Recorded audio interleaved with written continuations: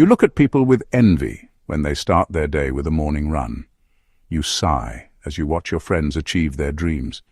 You look at yourself and wonder if you can ever be better. We all walk different paths. What might be considered success for you will not be applicable to everyone. And that is okay. Stop comparing yourself to other people. You should grow on your own terms and at your own pace.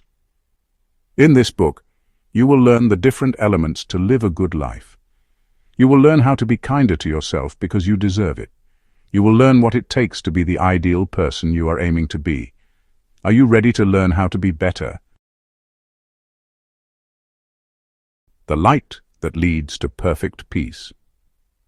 Entering a dark, unfamiliar room is terrifying. You do not know what is inside. You do not know if you will crash into an object or not. The uncertainty makes you anxious and sweaty. For a lot of people, life is like a dark room. Suppose you are put in a situation where a certain value is needed. Honesty, perhaps. You get hurt, disappointed, or angry because you are not prepared for the situation. You feel like you are blind. However, the light of wisdom clears any trace of confusion, anger, and difficulty. With the light of wisdom, you see and understand everything. But how do you attain this light? Your life is what you make it. It is your state of mind that determines if you are happy or not. Suppose you are unhappy. Do not blame the circumstances around you for making yourself unhappy. Your negative outlook stops you from experiencing joy. You have to choose to be happy. You are your thoughts and actions. Therefore, all that you do and all that happens to you is because of yourself.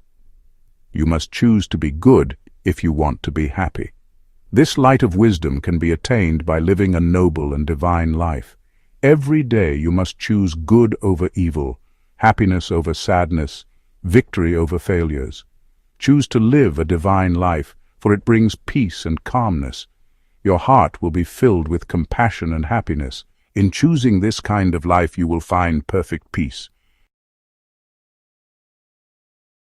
Light on facts and hypotheses. Humans have the freedom to express their thoughts and opinions.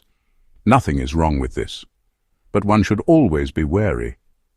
The freedom of expression can cause much controversy and confusion. One side claims that they are telling the truth. Another side claims it too. If you are seeking truth, who should you listen to? If you are a truth seeker, you must always be careful of what or who you listen to. Controversies are just hypotheses. It is not based on facts. Hypotheses are just opinions of people that can easily be proven wrong. They claim that they speak the truth. They inflate their ego and gain money from it. It is a way for them to take advantage of people who cannot separate truth from controversies. Truth is not an opinion. It is a fact. These facts of life surround you every day. If you abandon your ego and delusions, you would easily see and understand it. Therefore, pay close attention to how you receive information. What is the pattern of your thought process when you are presented with facts and opinions?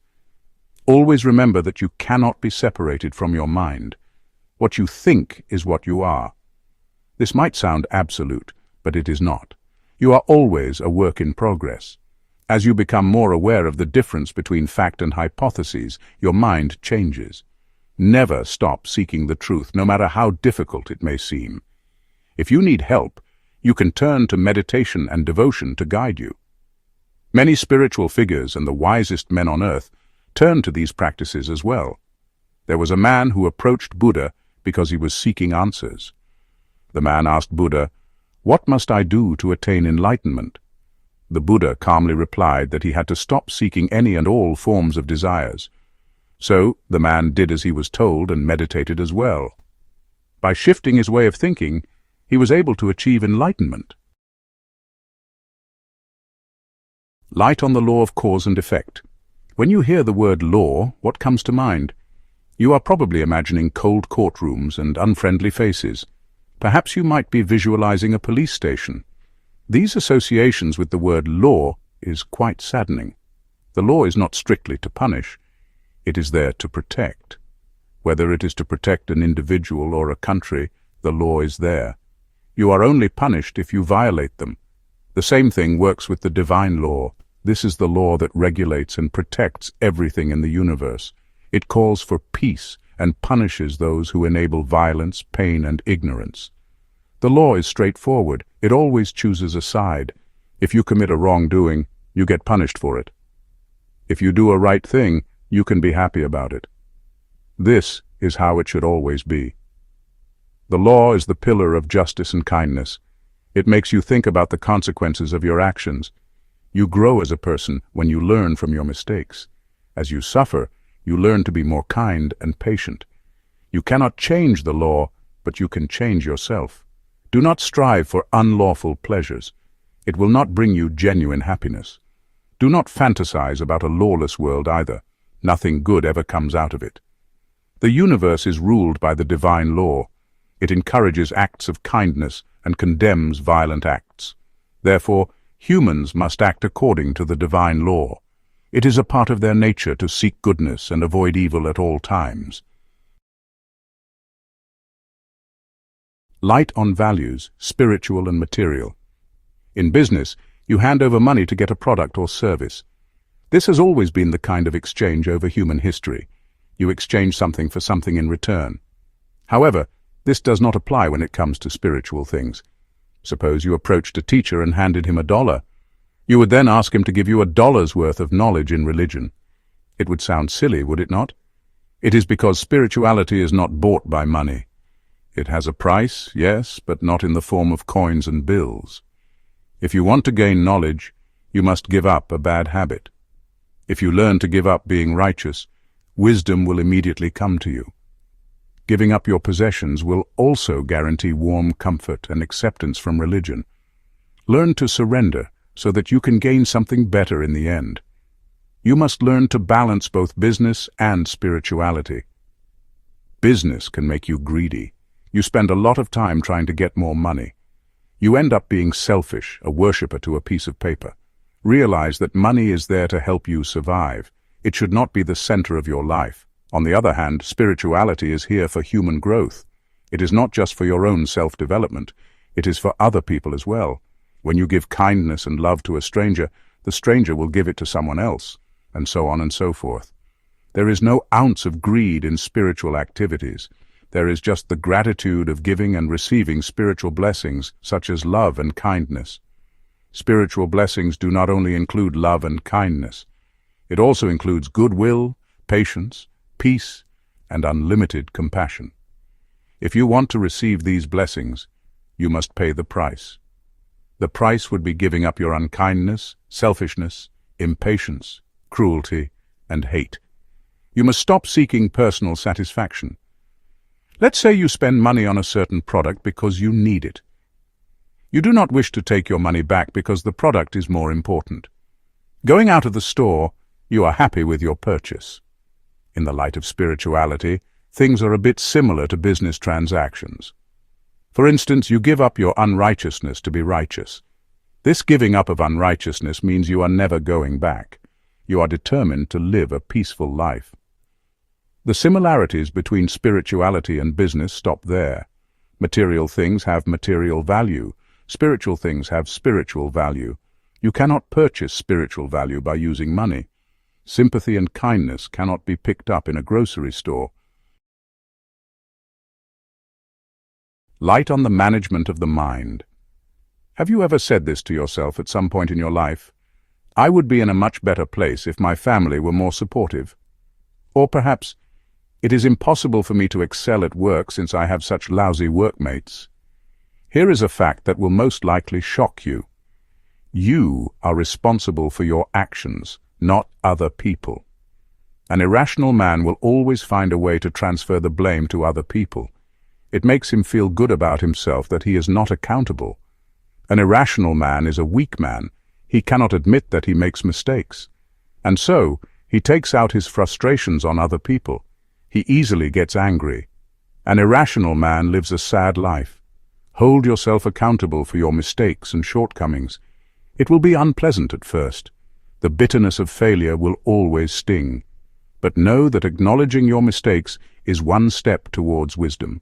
No longer will you be hidden in the shadows of ignorance. As you hold yourself accountable, you will also begin to grow into a better person. Socrates had a wife who was always impatient. You can imagine how much of a headache this person was.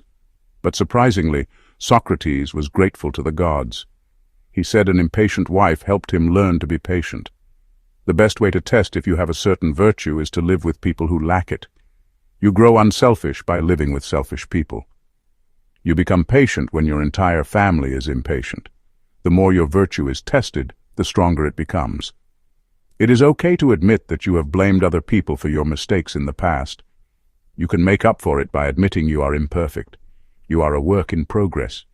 It is okay to mess up once in a while. What matters is that you learn and grow from it. Light on self-control, the door of heaven. Self-control is a lesson a person has to learn throughout his life. Many struggle with it because it is such a difficult trait to have, yet it is necessary since it is the door to heaven. Your sufferings most likely originate from the absence of self-control. You can call on spiritual entities such as Buddha or Jesus for help. But if you do not regulate yourself, calling for help is fruitless. You have to put in the work to actually control yourself. The flower only rises from the soil because of its own hard work. To get out of the darkness of not controlling yourself, you have to fight for it. Strive for that light of self-control. You might be asking yourself, what's so important about self-control anyway? You cannot achieve genuine happiness, love, and peace if you do not have it. Self-control is a noble attribute. It is the first trait you should have to live a religious life. Light on acts and their consequences. Only doing an act because of the results is a bad mindset.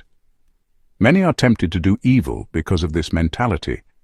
Suppose you do a wrong act. You know it is bad, but you still do it anyway.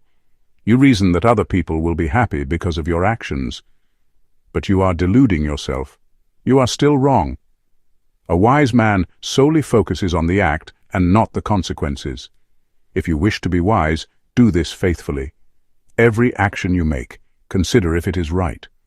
Do not concern yourself with the results. See how this kind of thinking removes doubt and fear in your heart. It is simple and clear to the point. Your actions will never be misinterpreted as something evil. Only act if you think it is right. The fruits of your actions do not matter. Lord Krishna sees these kinds of people in high regard. He describes them as those who are supremely good and wise. Taking action because of good results is a problematic stance. You will be constantly filled with confusion and pain. You might act in one way today, but act the opposite way the next. In other words, you become inconsistent. Because of your own confusing actions, you do not get the results you want. Do every act with a sense of righteousness. In this way, you will remain stable and sure. Wrong acts will never bear good results. However, the right acts will never bring bad results. Light on individual liberty. The power you have is only limited to yourself. You can command your thinking, but you cannot command other people's minds. You can choose what to think, but you cannot think for others. This can be a frustrating thing to acknowledge. In the end, you cannot force people to act or think as you do. Even if it is for their own good, you cannot control them. If you wish to change other people, then lead by example. You might have a younger sibling who is struggling with school. Do not scold him for not trying hard enough. Instead, act as a mentor or teacher. Guide him patiently and consistently. It is up to your sibling if he accepts or rejects your offer. Do not get mad if he turns your mentorship down. As mentioned, you do not have control over other people's decisions. This lack of control can be unsettling for other people. But know that you are your own master. You can choose your thoughts and actions. As a result, you should also be prepared for the consequences. You are responsible for yourself. However, this kind of thinking should also come with a warning. Because you think highly of your thoughts and actions, egoism can come out. It can make you selfish and arrogant. You step on other people's freedom of having control over their own minds. You deny them liberty, all because you think you know what is best. Ignorance stops you from growing. It makes you think that you know everything, This makes you an antagonist in the lives of other people. Wouldn't you be irritated if someone told you how to live your life? You have the freedom to act and think as you please. But this freedom ends when you violate other people's freedom. Learn to humble yourself. Learn to respect other people. Light on the blessing and dignity of work. Labor is a noble thing. Mental and physical activities give you life and energy. The more you move, the more alive you feel. Thus, death arrives when you can no longer move. Healthy-minded people love labor. There is no such thing as overworked for them since they live a good life. If you think you are overworked, then you have the wrong approach. Work does not exhaust you. It is worry, bad habits, and not being satisfied that exhausts you. Do not see work as an enemy. Instead, see it as something you can have a healthy relationship with. You can learn from it, and in the process, you can grow wiser. Be proud of whatever work you have.